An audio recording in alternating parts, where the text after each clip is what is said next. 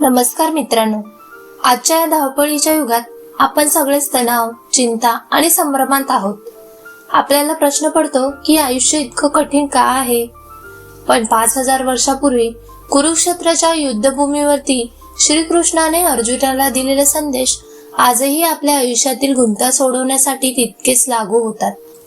आज आपण पाहणार आहोत भगवद्गीतेतील असे काही विचार जे तुमचे आयुष्य नक्कीच सोपे करतील. नंबर 1. फळाची अपेक्षा न करता कर्म करा. श्रीकृष्ण म्हणतात की तू फक्त कामावर लक्ष दे, निकालाचं टेन्शन घेऊ नकोस. आपण काय करतो, एखादं काम हातात घेतलं की ते पूर्ण व्हायच्या आधीच आपल्याला त्याचे फायदे हवे असतात. जसं की मला पगार किती मिळेल किंवा लोक माझं कौतुक करतील का. जर आपल्या मनासारखं घडलं नाही तर आपण लगेच उदास होतो आणि पुढचं काम करायचं हुरूप घालून बसतो. पण खरं सांगू का, निकाल आपल्या हातात नसतोच. आपल्या हातात फक्त मेहनत असते. जेव्हा आपण काय मिळेल याचा विचार करणं सोडून देतो तेव्हा आपला सगळा फोकस त्या कामावरती लागतो. मग ते काम इतकं भारी होतं. फळ तर मिळतच मिळतं, पण सर्वात महत्वाचं म्हणजे आपल्याला त्या कामाचं ओझं वाटत नाही आणि मनावरचा ताण कायमचा निघून जातो. नंबर 2. स्वतःवर नियंत्रण. आपलं मन हे एका उधळलेल्या घोड्यासारखं असतं. जर त्याला आवर घातला नाही तर ते आपल्याला कुठल्या कुठे घेऊन जाईल आणि संकटात टाकेल. श्रीकृष्ण म्हणतात, जर तुमचं तुमच्या मनावर नियंत्रण असेल तर तुमचं मन तुमची सगळ्यात मोठी ताकद बनतं. पण जर मन भरकटलेलं असेल तर तेच मन तुमच्या नाशाला कारणीभूत ठरतं.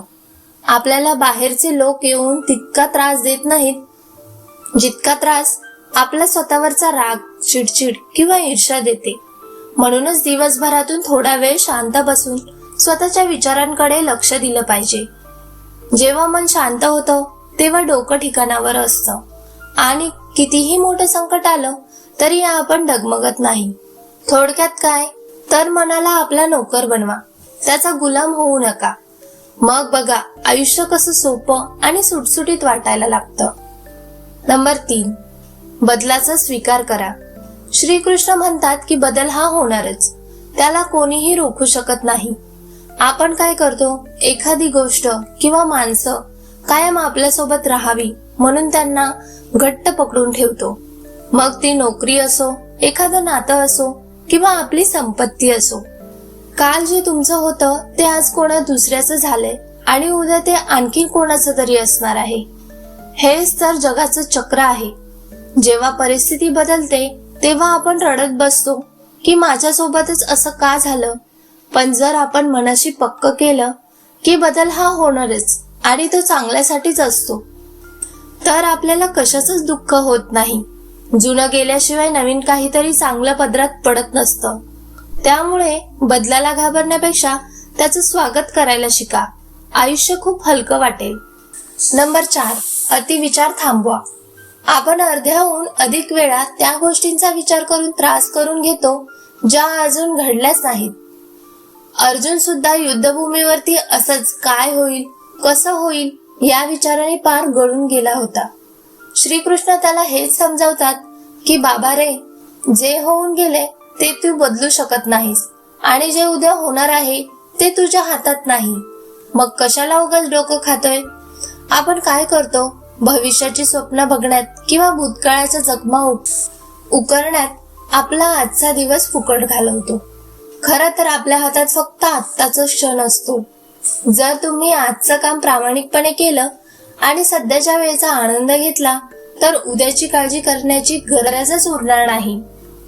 उद्याचं चित्र आजच्या तुमच्या कर्मावरती अवलंबून असतं. त्यामुळे उद्या काय होईल या चकाट्यातून बाहेर पडा आणि आज मनसोक्त जगा. मग बघा टेन्शन कसं पळून जातं. नंबर 5. संभ्रम आणि श्रद्धा. श्रीकृष्णाचा एक साधा नियम आहे, स्वतःवरती शंका घेणं सोडा. बऱ्याचदा आपण एखादं काम करायला घेतो आणि मनात विचार येतो, मला हे जमलं नाही तर, लोक काय म्हणतील. हा जो संशय आहे ना तोच आपला खरा शत्रू आहे. श्रीकृष्ण म्हणतात, संशय घेणारा माणूस कधीच सुखी होऊ शकत नाही. जेव्हा तुम्ही स्वतःच्या ताकदीवर आणि देवाच्या नियोजनावरती विश्वास ठेवता तेव्हा अर्धी लढाई तुम्ही तिथेच जिंकलेली असता. आपण उगाच जर तर या चक्रात अडकतो. पण लक्षात ठेवा, आत्मविश्वास असेल तरच रस्ता सापडतो. देवाने तुमच्यासाठी काहीतरी चांगलंच ठरवलेलं असणार, हा विश्वास ठेवा. आणि मग बघा, मनातला गोंधळ कसा निवळतो आणि प्रगतीची दारे कशी उघडतात. मंडळी, तुम्हाला हा माझा आजचा विषय कसा वाटला हे मला कमेंटमध्ये नक्की कळवा. श्रीकृष्णाचे हे विचार आपल्या मित्र परिवारासोबत शेअर करा, जेणेकरून त्यांचेही आयुष्य थोडे सोपे होईल. धन्यवाद. जय श्री कृष्ण.